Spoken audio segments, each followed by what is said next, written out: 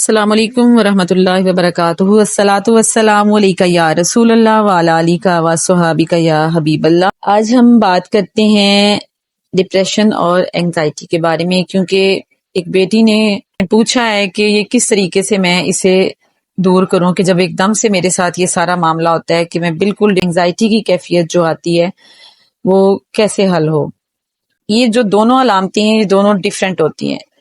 پہلے تو ہم ان کی تھوڑی سی وضاحت کر لیں کہ یہ ہوتی کیا ہیں۔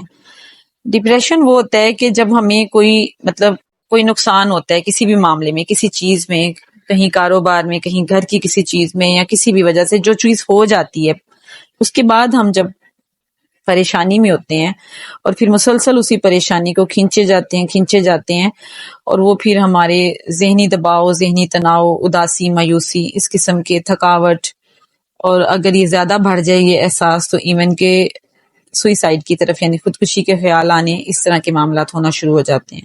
یہ ہوتا ہے ڈپریشن۔ اینگزائٹی جو ہے یہ اس کے علاوہ چیز ہے۔ اینگزائٹی کیا ہوتی ہے کہ کچھ بھی نہیں ہوا، کوئی نقصان نہیں ہوا، کچھ خراب نہیں ہوا، کچھ بھی غلط نہیں ہوا، لیکن ایک ڈر ہے، ایک خوف ہے فیوچر کا کہ پتہ نہیں ابھی کچھ دیر بعد نہ کچھ ہو جائے، ابھی کچھ دیر بعد یہ نہ ہو جائے، کل یہ نہ ہو جائے، پرسوں یہ نہ ہو جائے، پتہ نہیں سال بعد کیا ہوگا، 2 سال بعد کیا ہوگا، اور بلا وجہ سے ہی کوئی نہ کوئی وساوس آنا۔ اور اس طرح کی جو وسوسے جب ہمیں آتے ہیں تو اس صورتحال میں کیا ہوتا ہے کہ ہمارے اندر جسمانی علامات بھی آنا شروع ہو جاتی ہیں اینگزائٹی کی وجہ سے۔ جب ہم کسی چیز سے خوف زدہ ہو رہے ہوتے ہیں، کسی چیز سے ڈر رہے ہوتے ہیں، تو اس میں یہ ہوتا ہے کہ ہمارے جسم میں بھی علامتیں آتی ہیں، مثلاً کہ ہمارا سانس اکھڑ جاتا ہے، یا اکثر لوگ کہتے ہیں کہ جی ہمارے ہارٹ سائڈ پر پین شروع ہو جاتی ہے، کچھ لوگوں کا پیٹ خراب ہو جاتا ہے، کانسٹیپیشن ہو جاتی ہے، یا لوز موشن ہو جاتے ہیں، کچھ لوگوں کو شدید سر میں درد شروع ہو جاتا ہے، اکثر اسے کہیں گے مائیگرین ہے، آدھے سر کا درد ہے، کچھ لوگوں کی ٹانگ کھنچ جاتی ہے، اور کچھ لوگوں کے پورے مسل جو ہیں وہ کھنچ جاتے ہیں۔ اور یہ جو اینگزائٹی ہوتی ہے اکثر یہ لوگوں کی عادت پک جاتی ہے۔ کیسے پک جاتی ہے کہ ہر وقت جو اکثر لوگوں کے ساتھ کچھ حالات ایسے نامساعد ہوتے ہیں کہ جس کی وجہ سے ان کی یہ عادت ہی بن جاتی ہے کہ وہ ہر وقت ہی اسی کنڈیشن میں رہتے ہیں، اور پھر اسی میں ان کو اکثر ڈیپ والے، زیادہ والے پینک اٹیک بھی آتے ہیں۔ پینک اٹیک یہ ہوتے ہیں کہ وہ ایک دم بڑے خوفزدہ ہو جاتے ہیں مینٹلی، اور پھر فزیکلی ان پر اس قدر وہ اثر ہوتا ہے کہ ان کے جسم کے کسی نہ کسی حصے میں تکلیف شروع ہو جاتی ہے۔ اور ان سب چیزوں سے ہم نے اب کیسے بچنا ہے؟ ہم نے یہ حل نکالنا ہے۔ ہم نے دونوں صورتوں سے حل نکالنا ہے۔ ہم نے روحانیت میں بھی حل نکالنا ہے اس کا، اور ہم نے اس کا جو ہماری مائنڈ سائنس ہے، ہم نے اپنے ذہن کو کس طریقے سے درست کرنا ہے اور ان خیالات سے ہم نے بچنا ہے۔ تو ہمارا جو چل رہا تھا ٹاپک کہ ذکر خفی لا الہ الا اللہ ہمارا محافظ ہے ہر صورتحال میں، ہر صورت میں۔ پہلے ہم اسے ڈسکس کرتے ہیں کہ کس طریقے سے محافظ ہے۔ ہم سب سے پہلے کرتے ہیں وضو کرتے ہیں۔ جب ہمیں ایسی صورتحال پیش آئے، ان میں سے کوئی بھی یا اس کے علاوہ بھی اس سے ملتی جلتی کنڈیشنز میں ہم جاتے ہیں، تو ہم سب سے پہلے باوضو ہوتے ہیں۔ اگر ہمیں وضو سے بھی چین نہیں آ رہا تو ہم غسل کرتے ہیں۔ غسل جو ہے وہ سب سے بیسٹ ریمیڈی ہے اس سلسلے میں۔ غسل کرنے سے ہماری بہت سی منفی جو چیزیں ہوتی ہیں وہ زائل ہو جاتی ہیں، اور غسل ہم نے اس سوچ کے ساتھ کرنا ہے کہ ہم نے ایک دعا پڑھنی ہے، اللہم انی اعوذ بک من الخبث والخبائث۔ اس کا ذکر ہم پہلے بھی کر چکے ہیں۔ اس دعا کو ہم نے دل میں پڑھنا ہے، زبان سے نہیں پڑھنا۔ اس دعا کو پڑھتے ہوئے ہم نے غسل کرنا ہے، جو غسل کا مسنون طریقہ ہے اس طریقے سے غسل کرنا ہے۔ اور جب ہم اپنے سر سے پانی بہا رہے ہوں گے تو پورے ہم نے فیل کرنا ہے کہ سر کے بالوں کی جڑوں سے لے کے پیر کے ناخنوں تک جو جتنی بھی منفی اثرات ہیں وہ ہمارے پانی سے، ہمارے جسم سے دھل کے سب نکل گئے ہیں۔ اور اس کے بعد ہم کیا کریں گے؟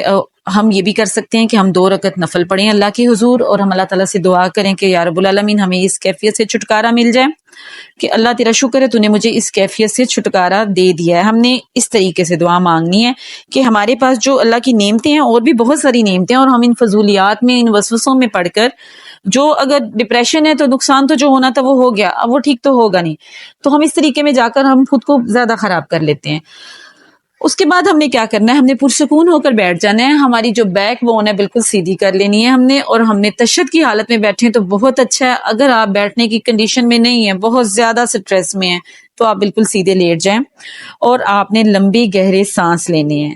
لمبے گہرے سانس جو لوگ باقاعدہ بیعت ہیں اور جن کو اس طریقے سے پہلے آگاہی ہے، کیونکہ بارہا ہم بتا چکے ہیں کہ سانس لینے کا جو پرفیکٹ طریقہ ہے وہ کیا ہے. اس سلسلے میں ایک ویڈیو پلے لسٹ میں پڑی ہوگی، پاس اینڈ فاسٹ کا طریقہ، اس میں پورا طریقہ بتایا گیا ہے کہ سانس کس طریقے سے لیا جاتا ہے. جب ہم اس کو سانس اس طریقے سے لیں گے، انہیل اور ایکسیل کریں گے اور ساتھ میں ہم ذکر لا الہ الا اللہ کو اندر اور باہر کرتے جائیں گے اور ہماری پوری توجہ اپنے رب کی طرف ہوگی کہ لا الہ نہیں کوئی شے، اور اسی سانس کے ساتھ ہم نے اپنے اندر سے سارا ڈپریشن، انگزائٹی اور فضولیات، وسوسے اور ہر چیز باہر نکال دینی ہے.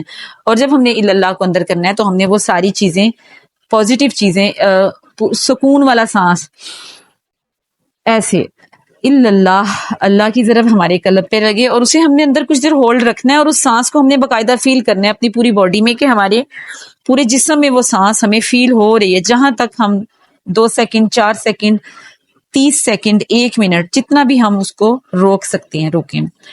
یہ ہوتا ہے سب سے بیسٹ طریقہ اس میں سے نکلنے کا، انگزائٹی اور ڈپریشن میں سے.